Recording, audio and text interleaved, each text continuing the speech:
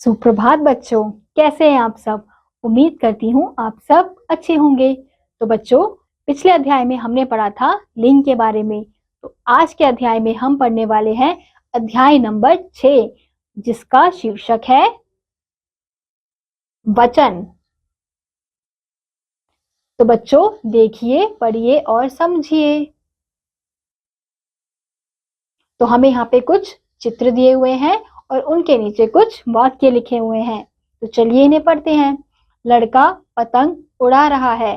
पहले चित्र में हमें यह बताया गया है, लड़के पतंग उड़ा रहे हैं। दूसरे चित्र में हमें दूसरी बात बताई गई है। अब इसमें फर्क क्या है? अब यहाँ पे एक लड़का खड़ा है, तो इन्होंने क्या लिखा है? लड़का। अब यहाँ पे एक से अधिक लड़के पतंग उड़ा रहे हैं, तो यहाँ पे कौन से शब्द का प्रयोग किया गया है? लड़के शब्द का।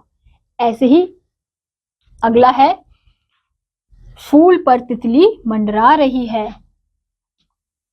फूलों पर तितलियां मंडरा रही हैं। तो पहले चित्र में हमने देखा कि जो फूल पर एक तितली मंडरा रही है और दूसरे चित्र में फूल पर एक से अधिक तितलियां यानी कि 3 तितली मंडरा रही है। तो एक तितली के लिए क्या प्रयोग किया गया है? तितली शब्द का। और एक से अधिक यानी कि 3 तितलियों के लिए तितलियां। तो हमने देखा कि अलग अलग वाक्य में चित्रों के हिसाब से शब्दों का परिवर्तन हुआ है। यहाँ लड़का का लड़के हो गया। यहाँ पे फूल और फूलों, यहाँ पे एक फूल पे तितली मंडरा रही है तो फूल, यहाँ पे अधिक फूल है तो इसलिए यहाँ पे क्या लिखा गया है? फूलों। तो हमने यहाँ पे देखा कि यहाँ पे फूल का फूलों हो गया, तितली का तितलियां हो गया। ऊपर दिए गए चित्र संख्या 1 और 3 में एक लड़का, एक फूल तथा एक तितली है। इसलिए ये शब्द क्या कहलाएंगे? ये शब्द एक वचन कहलाएंगे। चित्र संख्या 2 और 4 में 3 लड़के, 4 फूल और 3 तितलियां हैं।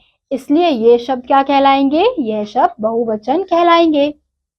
इस प्रकार हम कह सकते हैं कि शब्द के जिस रूप से उसके एक या अनेक से शब्द के जिस रूप से उसके एक या एक से अधिक होने का पता चलता है, उसे वचन कहते हैं। यानी कि जिन शब्दों से हमें पता चलता है कि कोई चीज एक है या एक से अधिक है, तो उन्हीं शब्दों को हम वचन कहते हैं।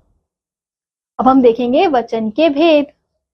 वचन 2 प्रकार के होते हैं। कौन कौन से? एक वचन और बहुवचन। तो सबसे पहले एक वचन के बारे में पढ़ते हैं।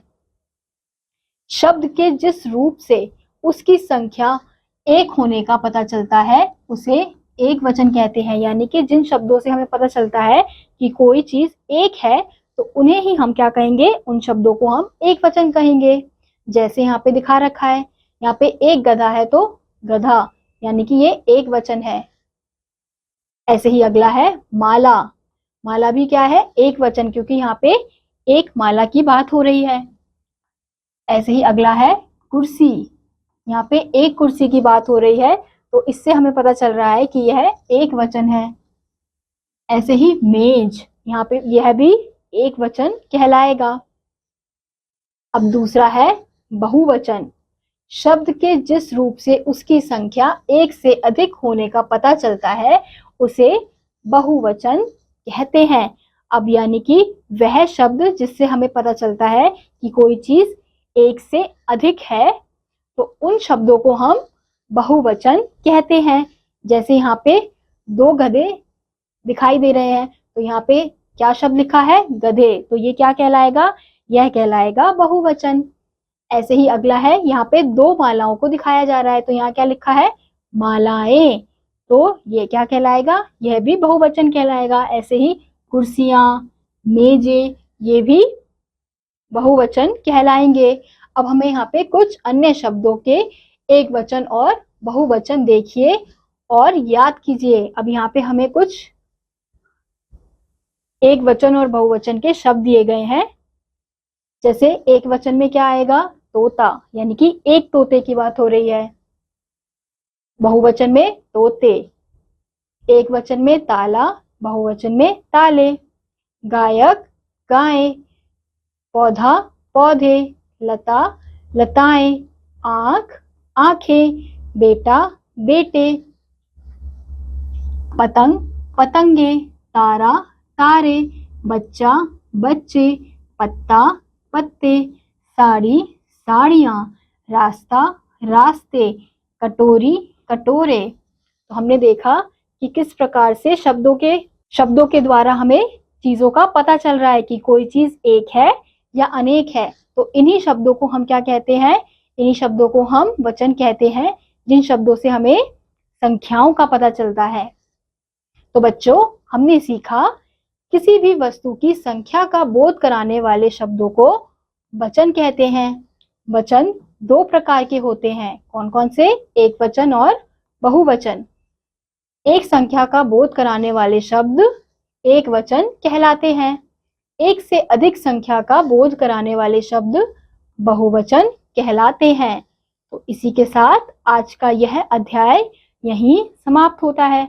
उम्मीद करती हूँ आपको यह अध्याय समझ आया होगा। मैं आपसे मिलूंगी अगली वीडियो में। तब तक के लिए नमस्कार।